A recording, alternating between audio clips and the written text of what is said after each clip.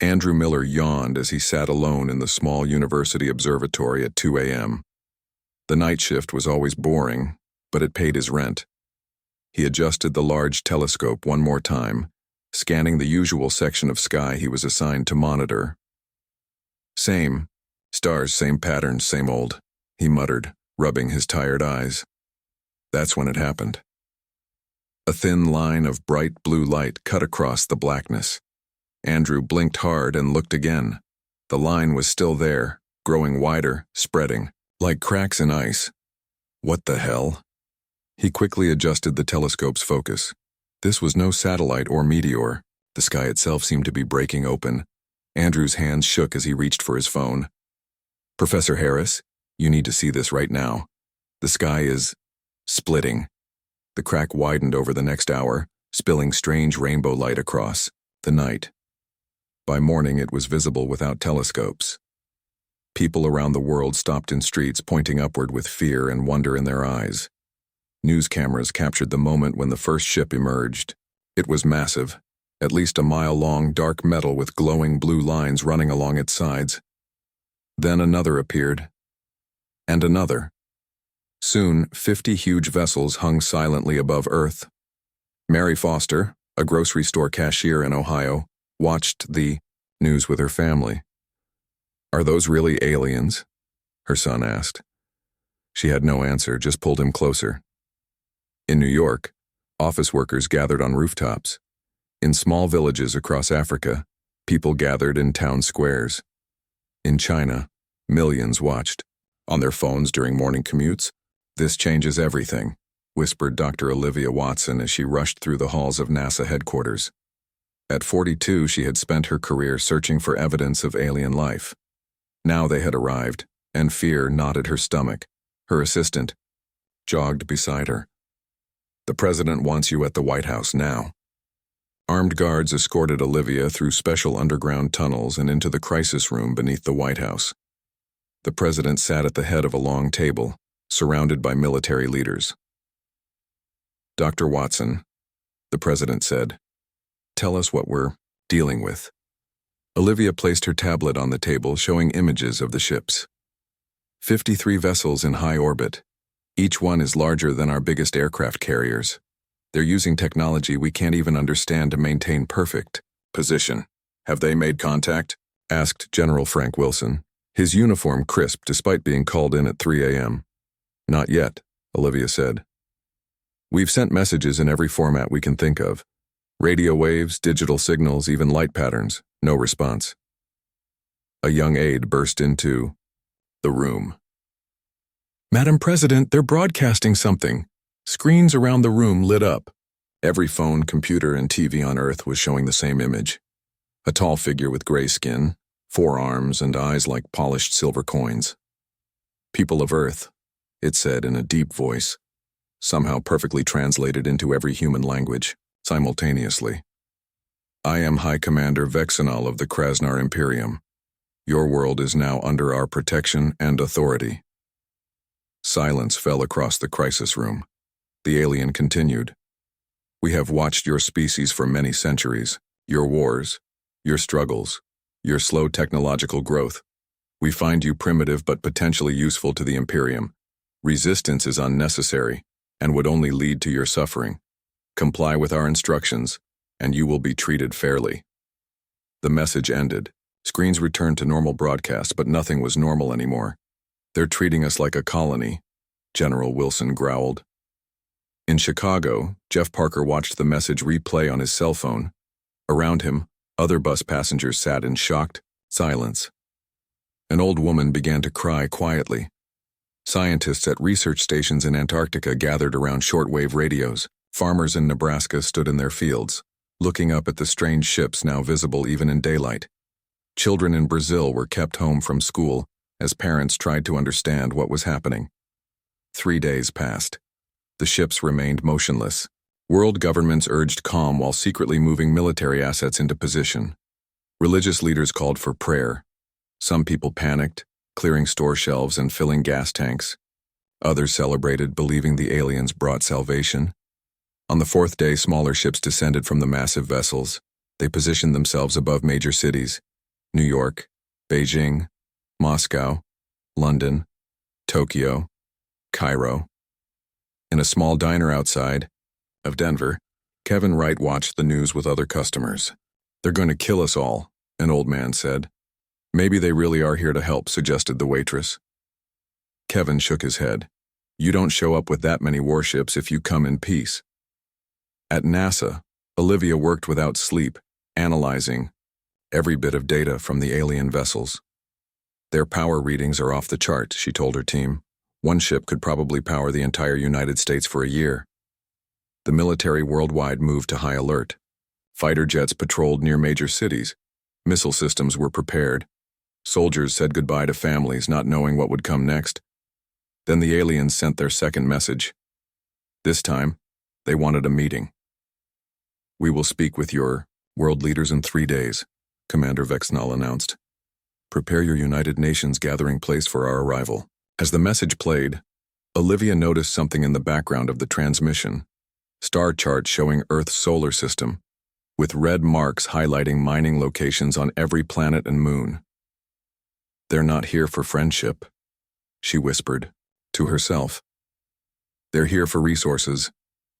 In the White House Situation Room, the president stood slowly. "We need options, military options." General Wilson shook his head. "With their technology, we'd be throwing rocks at a tank." "Then we need something they don't expect," the president said. "Dr. Watson, is it time to activate Project Prometheus?" Olivia's eyes widened.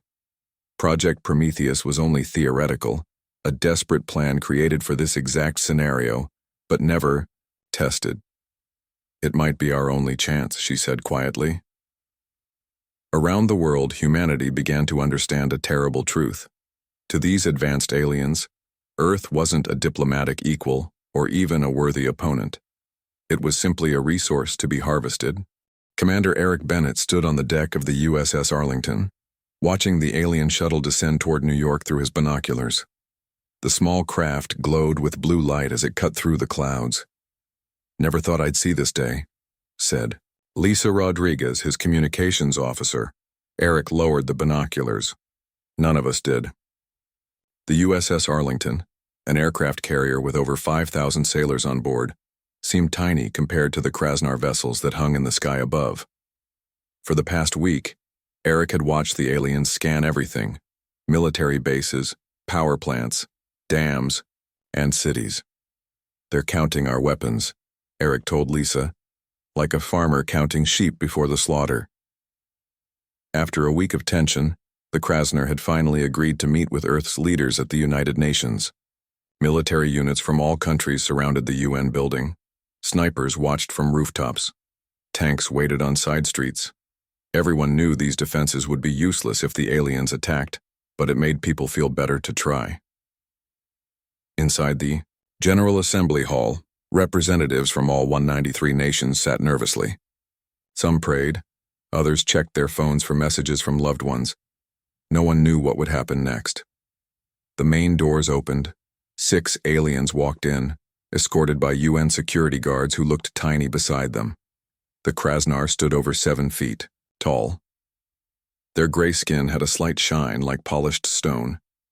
Each had 4 arms that moved with perfect grace.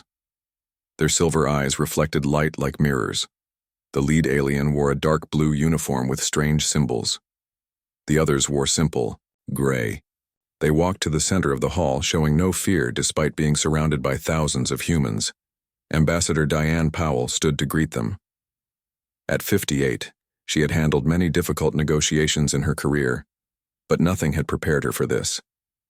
"Welcome to the United Nations," she said, proud that her voice remained steady. "I am Ambassador Powell, chosen to speak for Earth during this historic meeting." The lead alien nodded slightly. "I am Overseer Vexnall of the Krasnar Imperium, 7th Fleet Command." His voice was deep and perfect without any accent. Their translation technology was flawless. Vexnall looked around the room slowly. "Your world is interesting. We have studied your broadcasts, your internet. So much conflict between your own kind. So much wasted energy." He held up one of his 4 hands, and a 3D hologram appeared. It showed Earth, spinning slowly. "We have completed our initial assessment," he continued. "Your defenses are quaint." The word made several military officers in the room shift uncomfortably. Vexnell pointed to different spots on the hologram Earth. "Your nuclear weapons, your aircraft carriers, your missile systems, none could penetrate even our transport ship's basic shields." The hologram changed to show complicated charts. "Your computer systems are primitive. Your encryption methods, simple. Your energy production inefficient." Ambassador Powell stepped forward.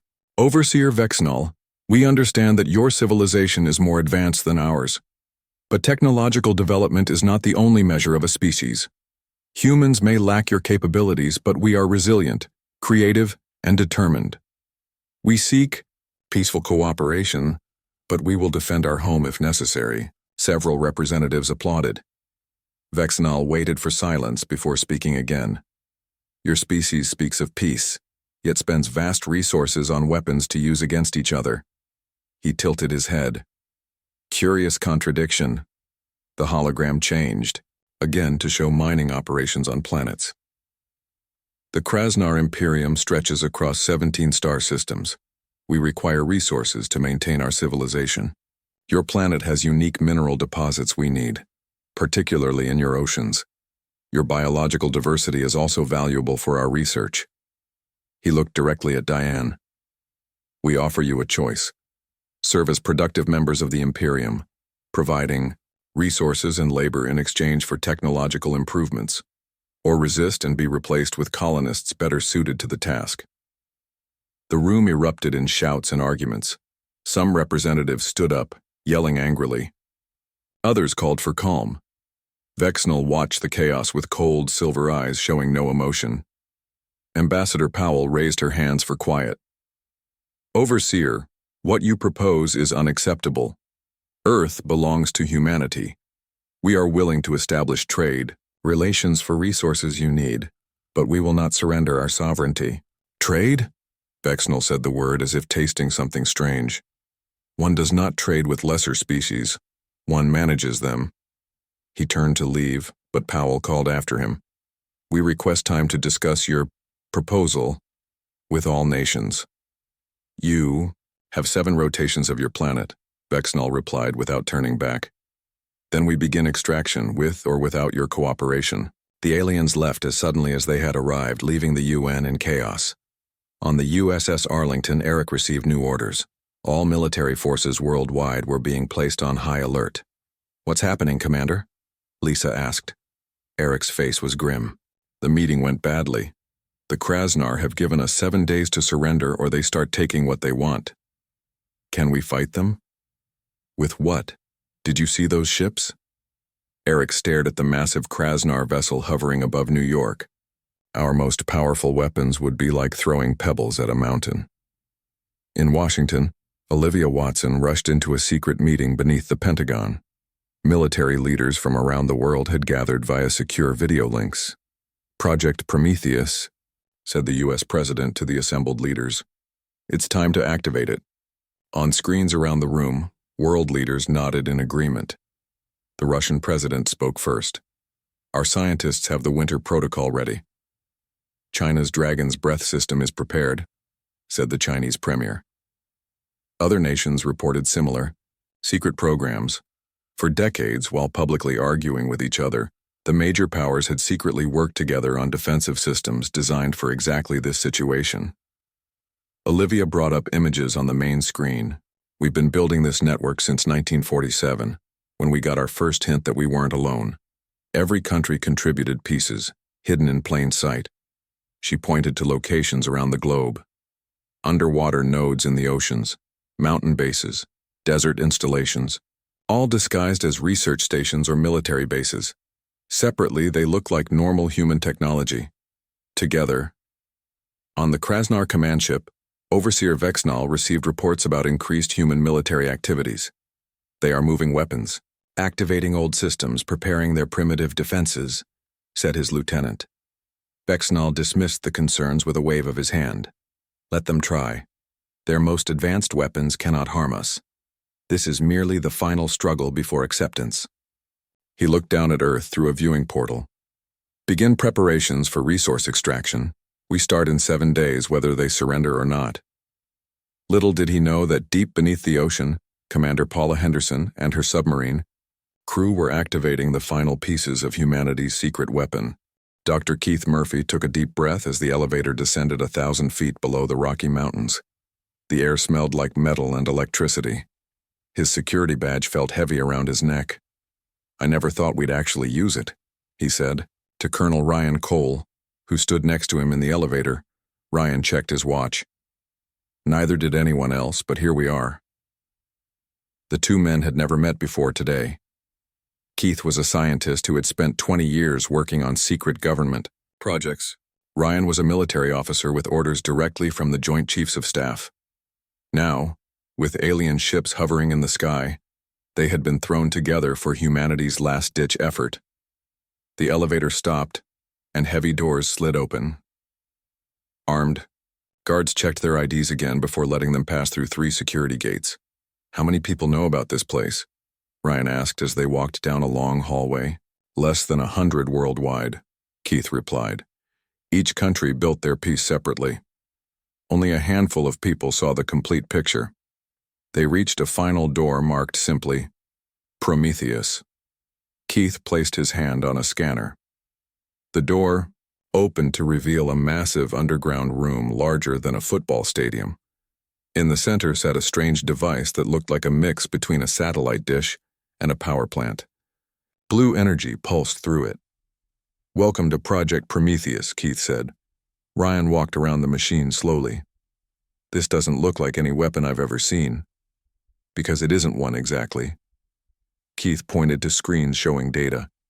"For decades, we've been studying strange energy patterns around Earth, what some scientists called dimensional weak points. Places where the fabric of space-time seemed thinner. Like where the aliens came through?" Keith nodded. "Exactly. After the Roswell crash in 1947, we recovered technology that helped us understand these weak points.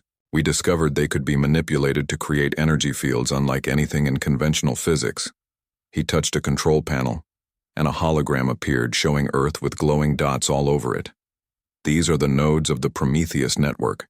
Each one contains technology that can interact with the dimensional boundary layer surrounding our planet." Ryan frowned. "In simple English, Doctor." Keith smiled slightly. "Simply put, we built a shield, one that works on principles the Krasnar won't understand, because they don't exist in conventional science." Across the globe, similar conversations were happening in other secret facilities. In a bunker beneath the Gobi Desert, Chinese scientists activated their hidden program called Dragon's Breath.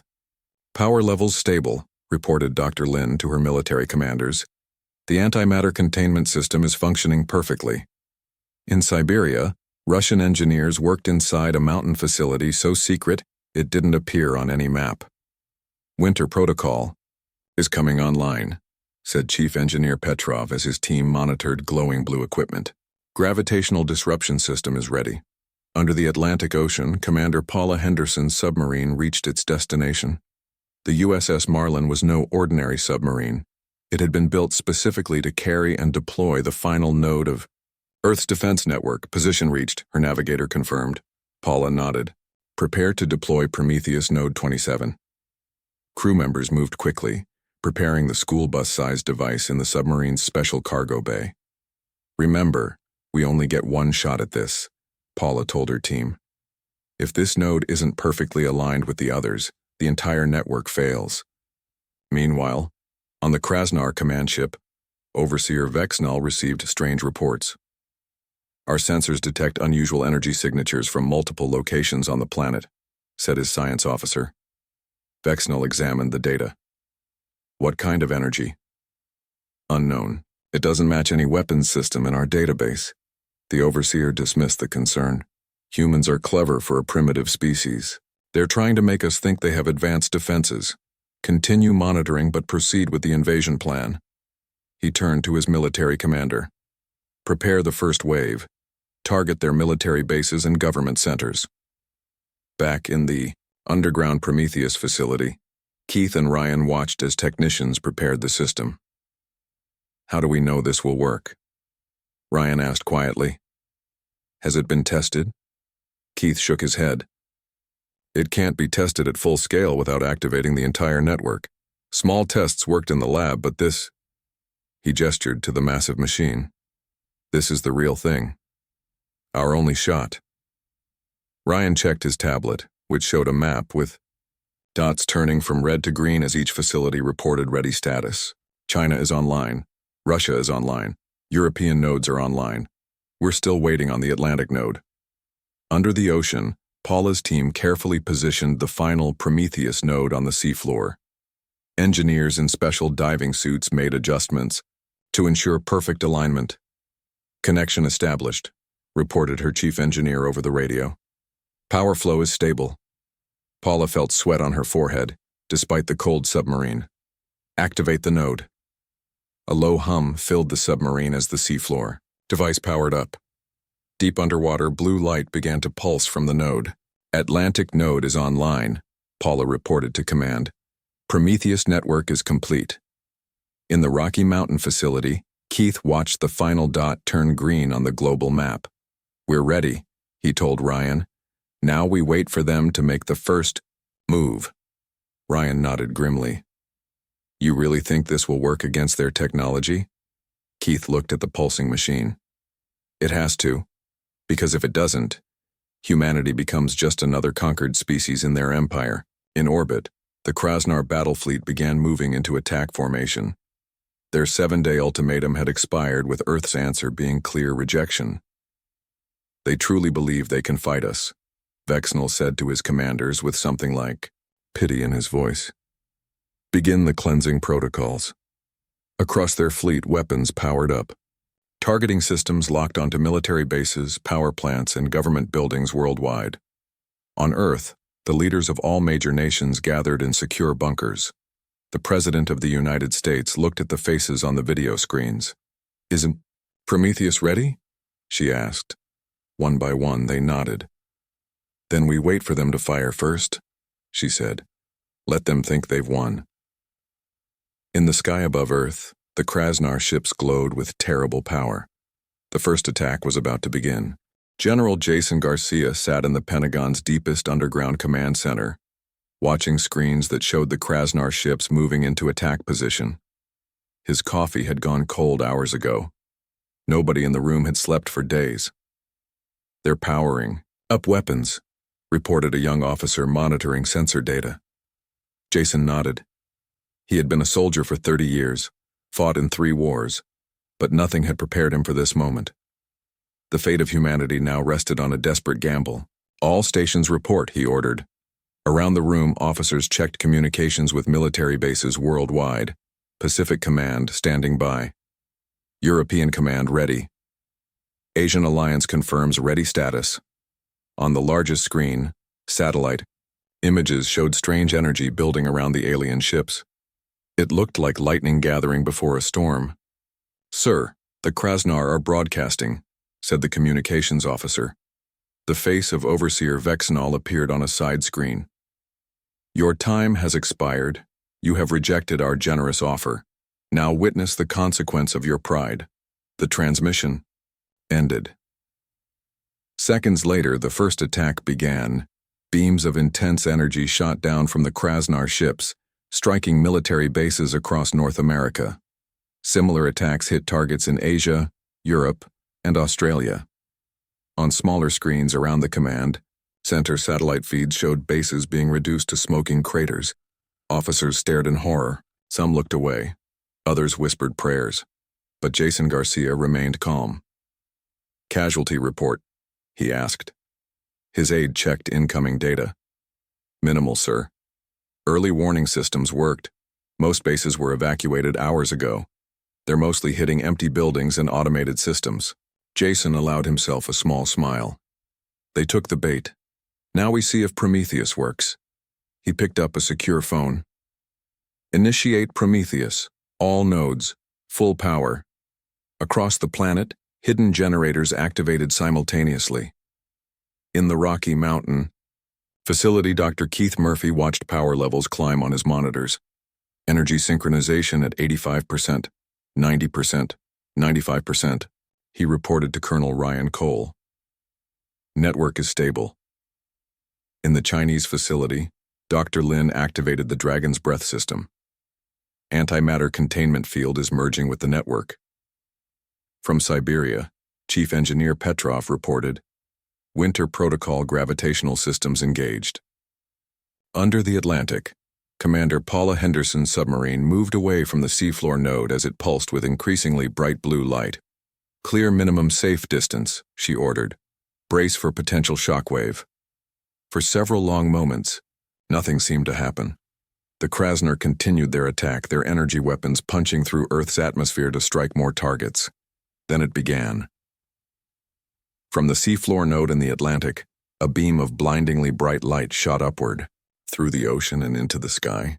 Similar beams erupted from locations across the planet, from desert installations, mountain bases, and hidden facilities in forests and jungles. The beams reached the upper atmosphere and began to spread horizontally, creating a glowing web of energy that quickly expanded to cover the entire planet. In the Pentagon Command Center, Jason and his team watched in awe. "My God," whispered an officer. "It's actually working." The energy field continued expanding outward, beyond the atmosphere, reaching toward the Krasnar fleet. When it touched the first alien ship, the vessel's weapons immediately shut down. On the Krasnar command ship, alarms blared. Vexenal rushed to the control center. "Report," he demanded. His science officer looked up in confusion. "Unknown energy. Field detected, it's interfering with our systems." "Impossible," Vexenal growled. "Their planet has no such technology." More alarms sounded as the strange energy field engulfed more of their ships. The vessels didn't explode or break apart. They simply stopped working. Engines shut down, weapons powered off, life support systems switched to emergency backup. "The forward fleet is dead in space," reported the Krasnar military commander. "We're losing all systems contact." Vexenal couldn't believe what he was seeing. This primitive planet had somehow created a weapon that could neutralize the most advanced fleet in the Krasnar Imperium. He opened an emergency channel to Earth. "What is this?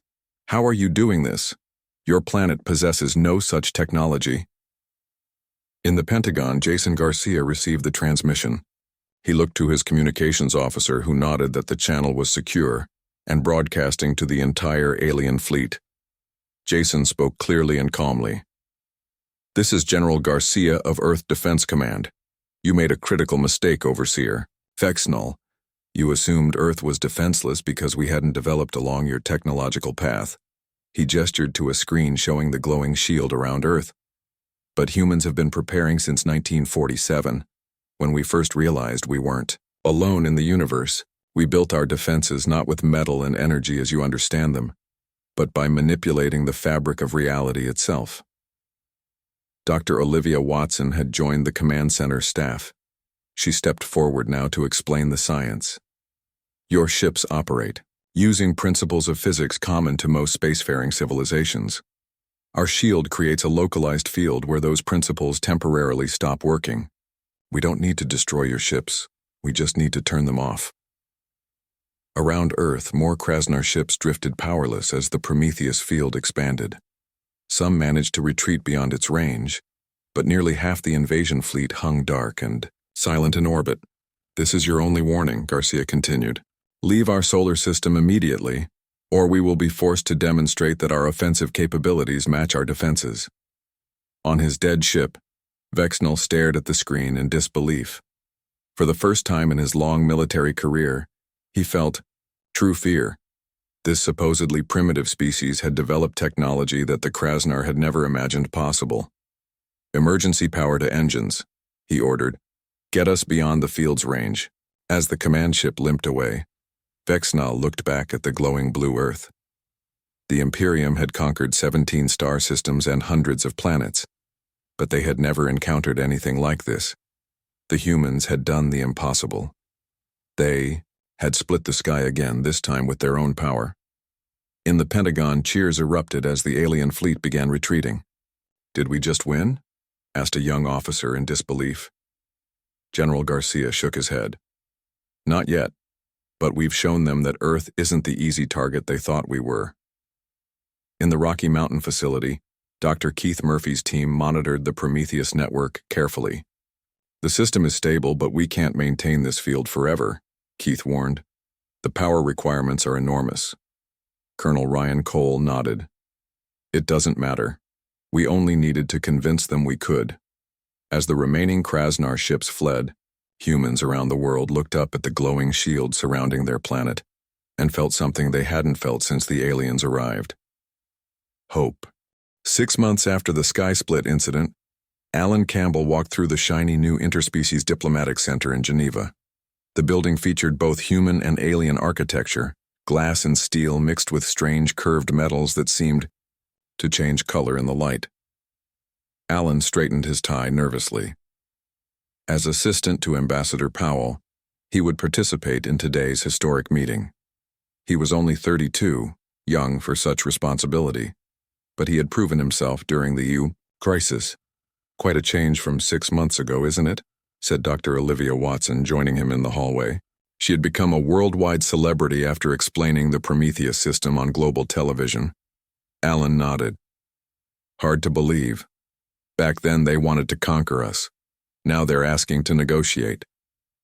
After the failed invasion, everything had changed.